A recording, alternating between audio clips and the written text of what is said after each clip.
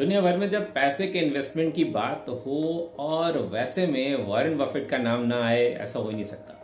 Warren Buffett दुनिया के सबसे बड़े इन्वेस्टर माने जाते हैं और दुनिया के सबसे अमीर लोगों में से एक माने जाते हैं। जी हाँ, ऐसा है कि दुनिया में जितने बड़े अमीर लोग हैं वो कहीं ना कहीं व्यापारी हैं, बिजनेसमैन हैं और कुछ ऐसा बिजनेस किया है जिससे उनकी हजारों लाखों करोड़ों की कमाई होती है।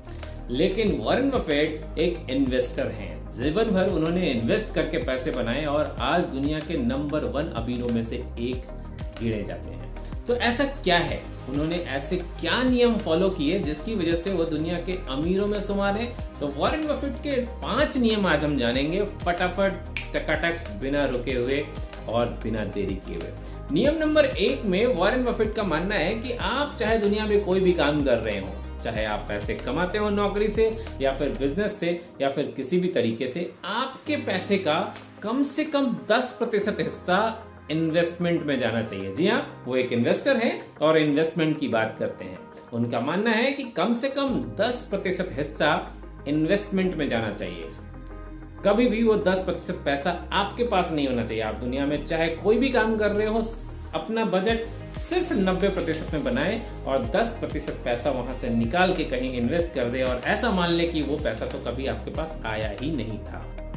अपने इन्वेस्टमेंट के नियम नंबर 2 में कहते हैं वॉरेन बफेट कि निवेश यानी कि इन्वेस्टमेंट हमेशा उचित जगह पे करें, जैसे कि जमीन में, जैसे कि किसी व्यवसाय में, किसी रोजगार में, और उसका आकलन कुछ इस प्रकार से करें कि आखिर क्या लगता है कि वो कंपनी या वो ऑर्गेनाइजेशन किस प्रकार ग्रो करने वाला है। जमीन में इन्वेस्टमेंट हमेशा ही सेफ माना जाता है। इसके पीछे नियम यह है, इसके पीछे रीजन यह है कि पृथ्वी तो निश्चित है, उसकी एक धुरी है, उसके ऊपर एक निश्चित लैंड पोर्शन है और जैसे जैसे दुनिया की आबादी बढ़ रही है लैंड पोर्शन कम हो रहा है। यानी कि ये डिमांड वर्सेस सप्लाई की अगर बात करें, इकोनॉमिक्स की बात करें, तो दुनिया में धीरे धीरे जमीन की कीमत बढ़ेगी, कभी घटेगी नहीं, ये तो तय है। लेकिन अगर उससे भी ज्यादा तेजी से आप पैसा कमाना चाहते हैं तो जरूर ही आप अपना इन्वेस्टमेंट किसी व्यवसाय में करें और व्यवसाय को इस बात पे आकलन करें कि भविष्य में वो व्यवसाय कितना बड़ा होने वाला है।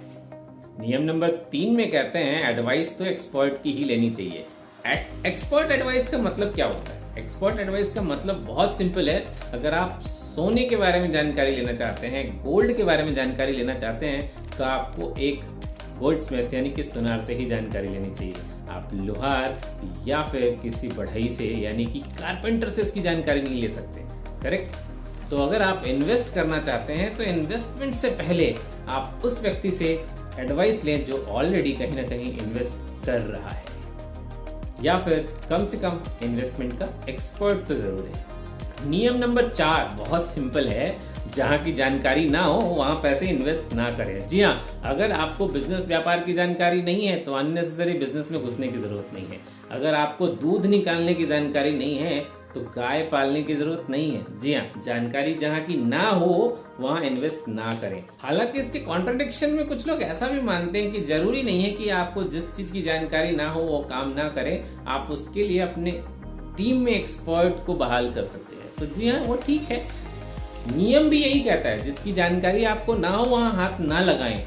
या तो जानकारी आपको खुद ही होनी चाहिए या फिर आपके पास ऐसे लोगों की टीम होनी चाहिए जिनको उन चीजों की जानकारी है जहां पे आप इन्वेस्ट करना चाहते हैं। तो इन्वेस्ट करने से पहले ये जरूर तय कर ले और सिंप्लीफाई करें, जहां जानकारी नहीं है वहां हाथ नहीं लगाने का है। नियम नंबर 5, असंभव कमाई का लालच न करें। जी हाँ, कई बार लोग आपको मिलेंगे मार्केट में जो आपको 2 गुना, 3 गुना या 4 गुने पैसे बढ़ा देने की बात करेंगे रातों रात। असल में पैसा ऐसे नहीं बढ़ता, पैसा बनने में वक्त लगता है। इसलिए अगर कोई आपको असंभव कमाई का लालच दे कि आप 1 लाख रुपया लगाओ, अगले 1 साल के अंदर हम 5 लाख कर देंगे, कुछ न कुछ झोल है, कुछ न कुछ उसमें फ्रॉड है।